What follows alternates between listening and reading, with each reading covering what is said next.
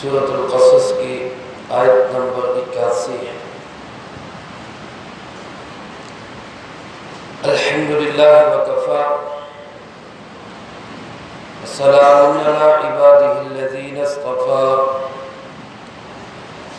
خصوصاً علی سید الرسل وخاتم الانبیاء وعلی آلہ واصحابہ الاتقیاء اما بعد فاعوذ باللہ من الشیطان الرجیم بسم اللہ الرحمن الرحیم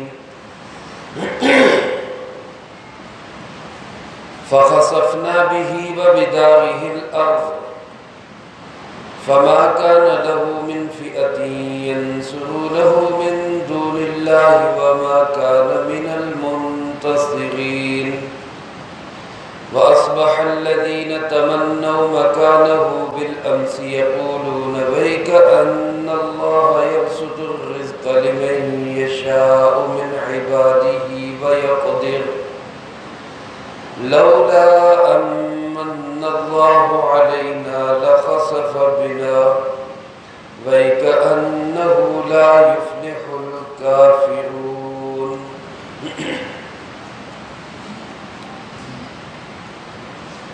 فخسفنا به وبداره الأرض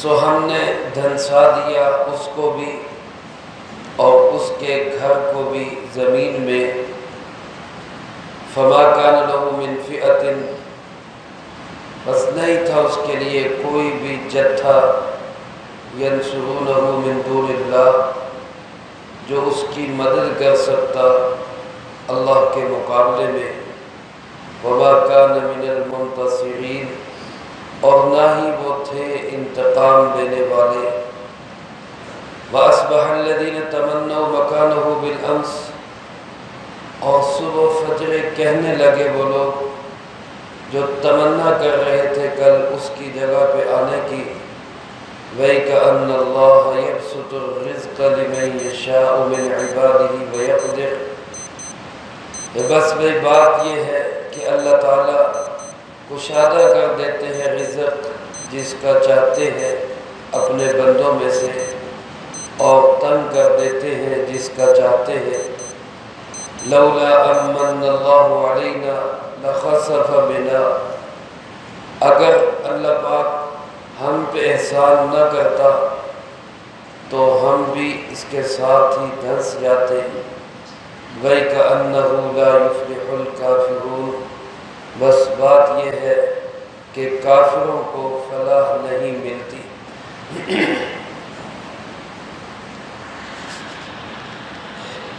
ان آیات مبارکہ میں اللہ رب العالمین نے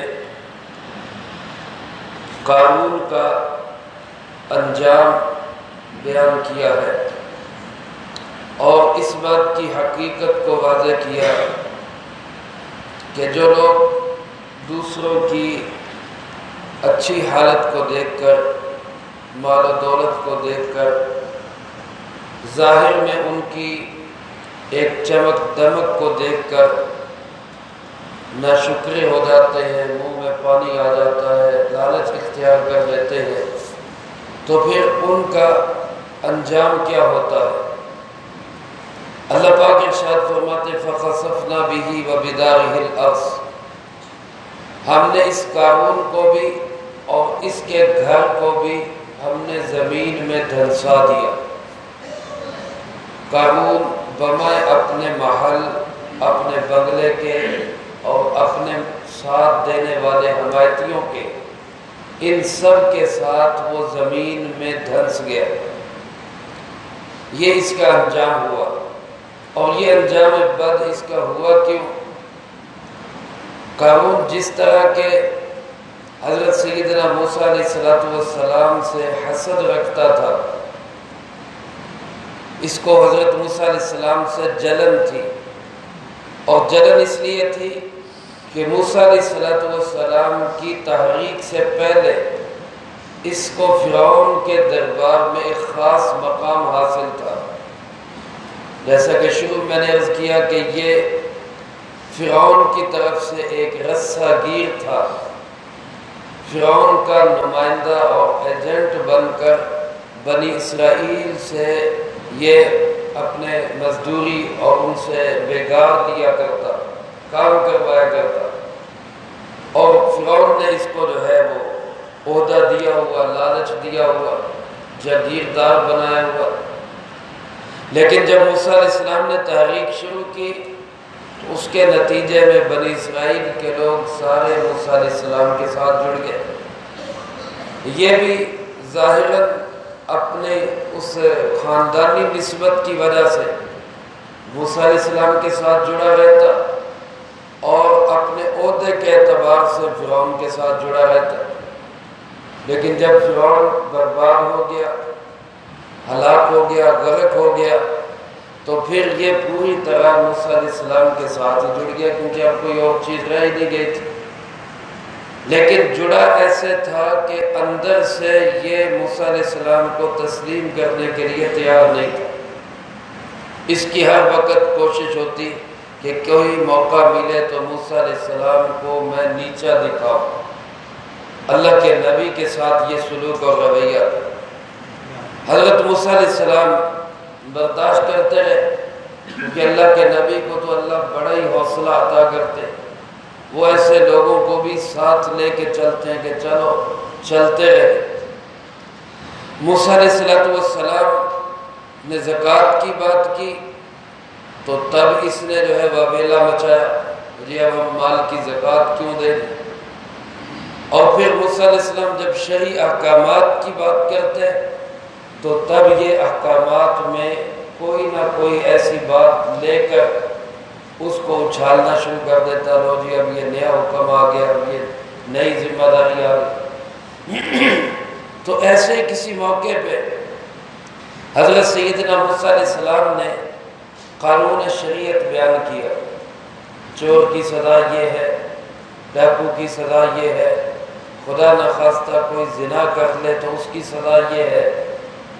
تو جب انہوں نے یہ سزائیں بیان کی، اس نے چونکہ پتہ تھا کہ موسیٰ علیہ السلام ایسی باتیں کرتے ہیں، اس نے ایک عورت کو تیار کر رکھا تھا کہ تو نے موسیٰ علیہ السلام پر نعوذ باللہ بدکاری کا الزام لگانا اور اس کو مال کا لالچ دیا ہوا۔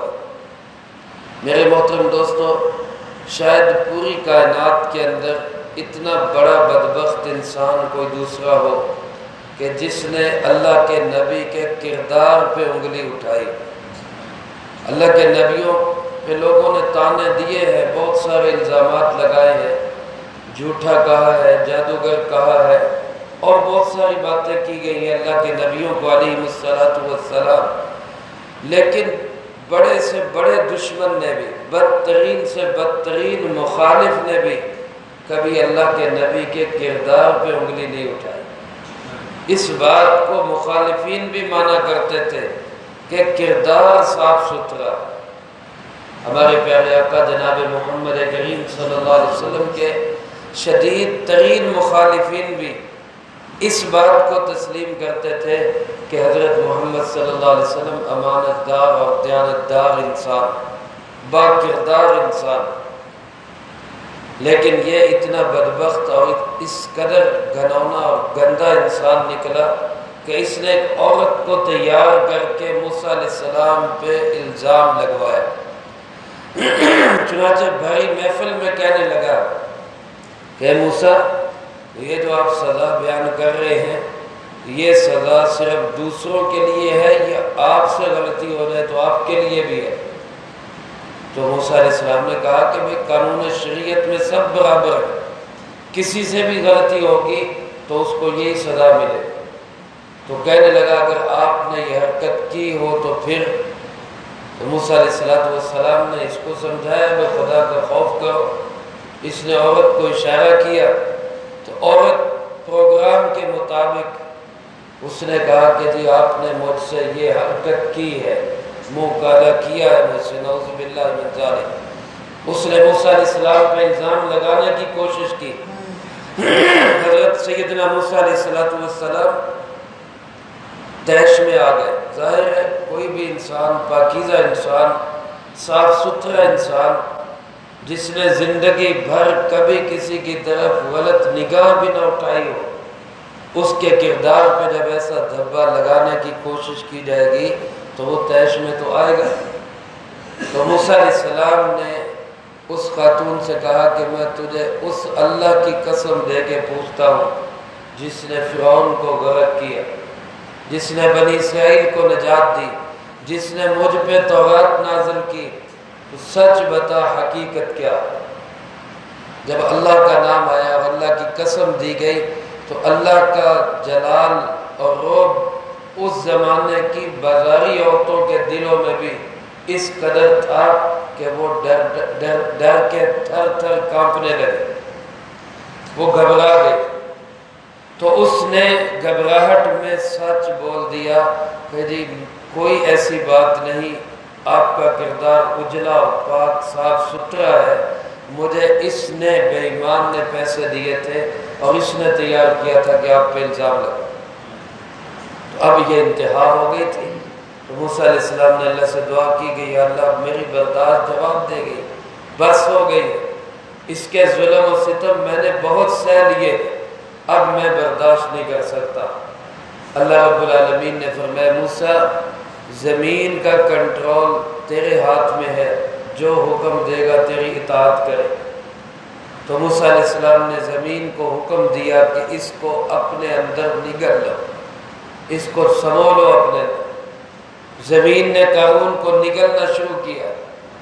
لکھا ہے کہ جب اس کو نگلنا شروع کیا تو ابتداً وہ غصے میں موسیٰ علیہ السلام کو برا بھلا ہی کہتا، لیکن جب ٹخنوں تک، پھر گھٹنوں تک، پھر پیٹ تک دھنسا اور اس کو محسوس ہوا کہ اب تو جو ہے میں بچ نہیں سکتا، اب تو میں مارا جاؤں گا، تو پھر موسیٰ علیہ السلام سے معافی مانگنے لگا، مجھے معاف کر دو، مجھے معاف کر دو، مجھے معاف کر دو۔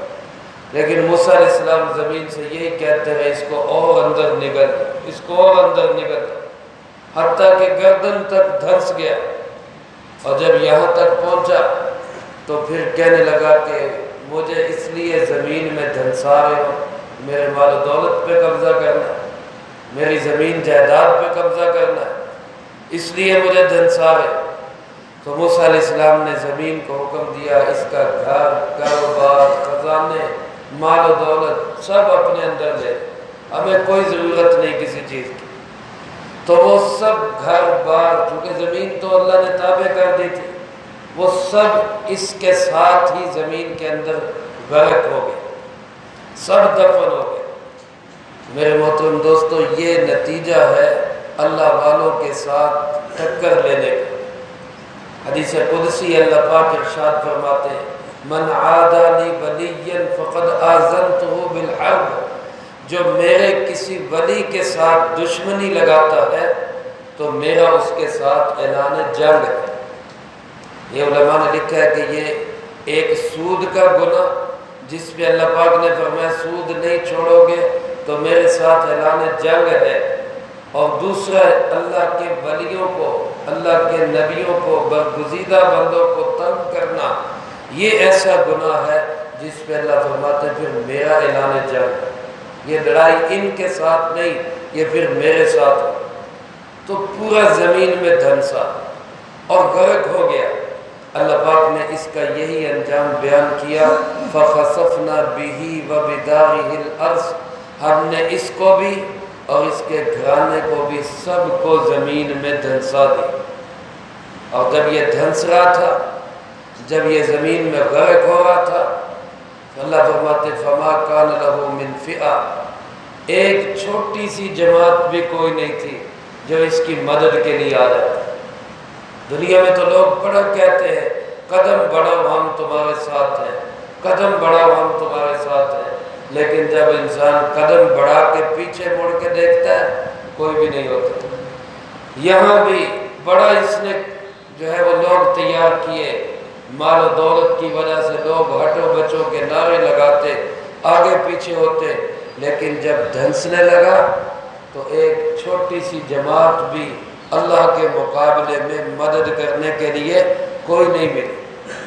اللہ فرماتے وما کان من المنتصرین، اس پوزیشن میں بھی نہیں تھے کہ کوئی انتقام ہی لے لے، اب نہیں پکڑ سکے، اب نہیں بچا سکے تو بعد میں کسی موقع پہ انتقام لے لے، یہ بھی کسی میں پوزیشن نہیں۔ تو جب یہ اپنے انجام کو پہنچا تو وہ لوگ جو کل تک اس کا ٹھاٹ باٹ دیکھ کر کہہ رہے تھے کہ کاش ہمیں بھی ایسے ہی مال و دولت ملا ہوتا، یہ بڑا قسمت والا ہے، یہ بڑا نصیب والا ہے، اب ان کے کمنٹس کیا تھے، اب ان کا بیانیہ کیا تھا؟ اللہ پاک فرماتے اصبح الذین تمنوا مکانہ بالامس یقولون، اب صبح فجر کے وقت یعنی جب یہ واقعہ ہو گیا، یہ دھنس گیا، تو اگلے دن ان لوگوں کے بیانات کیا تھے جو کل تک اس جیسا ہونے کی تمنا کر رہے تھے، کل تک اس کی جگہ پہ آنے کی آرزویں کر رہے تھے، اس کے مال و دولت کو دیکھ کر ان کے منہ میں پانی آ رہا تھا، اب ان کا جواب کیا تھا، اب ان کا بیان کیا تھا؟ وہ کہنے لگے وَيْكَأَنَّ اللَّهَ، بس جی بات یہ ہے، وَيْكَأَنَّ اللَّهَ، یقین کر لو، حقیقت یہ ہے کہ اللہ جس کا رزق چاہتا ہے کشادہ کر دیتا ہے، وَيَقْدِرُ، اور جس کا رزق چاہتا ہے تنگ کر دیتا ہے۔ یہ روزی کا کھلا دے دینا اور تنگ کر کے دے دینا یہ کس کے ہاتھ میں ہے؟ یعنی یہ کوئی قسمت اور نصیب کی بات نہیں کہ جس کے پاس بڑا مال و دولت وہ بڑی قسمت والا، اور جس کے پاس تھوڑا مال و دولت وہ تھوڑی قسمت والا۔ اس کا قسمت کے ساتھ کوئی تعلق نہیں، اس کا نصیب کے ساتھ کوئی تعلق نہیں۔ یہ نہیں کہہ سکتے کہ جو بڑا مال و دولت ہے بڑا خوش نصیب ہے، پتہ نہیں اس کے اندر کیا حالات ہو۔ بڑا خوش نصیب وہی ہے جس نے اللہ کو راضی کر لیا، جس نے حضرت محمد صلی اللہ علیہ وسلم کے کہنے کے مطابق زندگی بنا لی، بڑا خوش نصیب یہی ہے۔ اس لیے میرے محترم دوستو، اللہ پاک جس حال میں رکھے اسی حال میں خوش رہنا چاہیے۔ بابا فرید الدین گنج شکر رحمۃ اللہ علیہ، اللہ ان کی قبر پہ کروڑوں رحمت نازل فرمائے، وہ اسی کو یوں فرمایا کرتے تھے، رکھی سکھی کھا فریدہ ٹھنڈا پانی پی، ویخ پرائی چوپڑی تے نہ ترسامی جی۔ دوسروں کا مال و دولت دیکھ کر منہ میں پانی نہیں آنا چاہیے، جی للچانا نہیں چاہیے، یہ نہیں سمجھنا چاہیے یار بڑی قسمت والا ہے، بڑا خوش نصیب ہے، پتہ نہیں اس کے اندر کے حالات کیا ہو۔ اور اپنے حال پہ شکر کرنا چاہیے کہ میرے اللہ نے مجھے جس حال میں رکھا ہے، اے اللہ میں تیری رضا پہ راضی ہوں، اے اللہ میں تیرے فیصلوں پہ خوش ہوں۔ تو یہ لوگ اب کہہ رہے ہیں کہ بھئی یہ بات غلط ہے، ہم اس کے جیسے ہونے کی تمنا کر رہے تھے، اللہ جس حال میں رکھتا ہے وہی حال ٹھیک ہے۔ لولا امن اللہ علینا، اگر اللہ نے ہم پہ احسان نہ کیا ہوتا اور ہم بھی اس کے ساتھ ہوتے اور ہم بھی اس کے حمایتی ہوتے تو لخسف بنا، آج ہم بھی اس کے ساتھ زمین میں دھنس چکے ہوتے، آج ہم بھی برباد ہو چکے ہوتے۔ وَيْكَأَنَّهُ، حقیقت یہی ہے، بات یہی ہے، نتیجہ یہی ہے کہ لا یفلح الکافرون، کافروں کو کبھی فلاح نہیں ملتی۔ میرے محترم دوستو، اس سے ہمیں یہ معلوم ہوتا ہے کہ نتیجہ فلاح، کامیابی اور اچھا انجام ہمیشہ انہی لوگوں کا ہوتا ہے جو ایمان اور اعمال صالحہ والی زندگی گزارتے ہیں، اور جو اللہ کے نبیوں کا مقابلہ کرتے ہیں، یا انبیاء کے نائبین، علماء اور مبلغین کا مقابلہ کرتے ہیں، تبلیغ والوں کے مقابلے میں آتے ہیں، ان کے مقدر میں ہمیشہ ذلت و رسوائی آتی ہے، ہمیشہ تباہ و برباد ہوتے ہیں، ان کو کبھی فلاح نہیں ملتی۔ آج بھی آپ دیکھ لیں، یہی قانونی سوچ رکھنے والے لوگ آج بھی علماء پہ، انبیاء کے ورثاء پہ طرح طرح کے الزامات لگواتے ہیں، گھٹیا الزامات لگواتے ہیں۔ کبھی مولانا طارق جمیل صاحب پر، کبھی مولانا فضل الرحمان صاحب پر، کبھی اور امت کے دیگر بڑے اکابرین پر جو امت کو سیدھے راہ پہ رکھنا چاہتے ہیں، ان کو مختلف قسم کے الزامات لگا لگا کے نعوذ باللہ ڈی گریڈ کرنے کی کوشش کرتے ہیں۔ لیکن یہ یاد رکھیں، علماء کل بھی عزت والے تھے، علماء آج بھی عزت والے ہیں۔ جب تک دین ہے، اہل علم کی عزت کو کوئی خراب نہیں کر سکتا۔ جو کوشش کریں گے وہ خود ہی ذلیل و رسوا ہو۔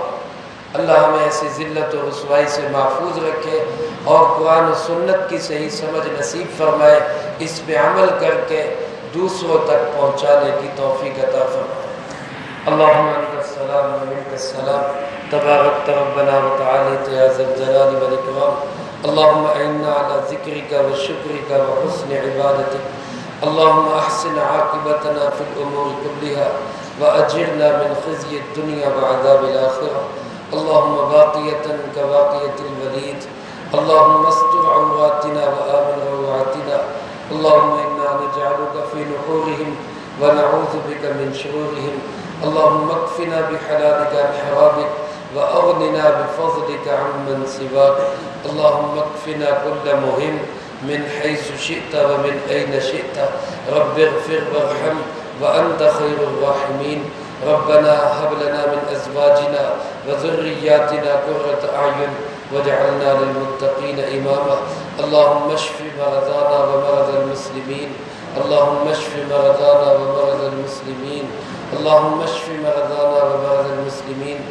آج میری والدہ محترمہ کا آپریشن ہے، دعا فرمائے اللہ پاک صحت و تندرستی عطا فرمائے، ہر اعتبار سے اللہ حفاظت فرمائے، اور اللہ پاک شفاء کامل نصیب فرمائے، اللہ تمام بیماروں کو شفاء کامل نصیب فرمائے۔ ربنا تقبل منا انک انت السمیع العلیم وتب علینا انک انت التواب الرحیم۔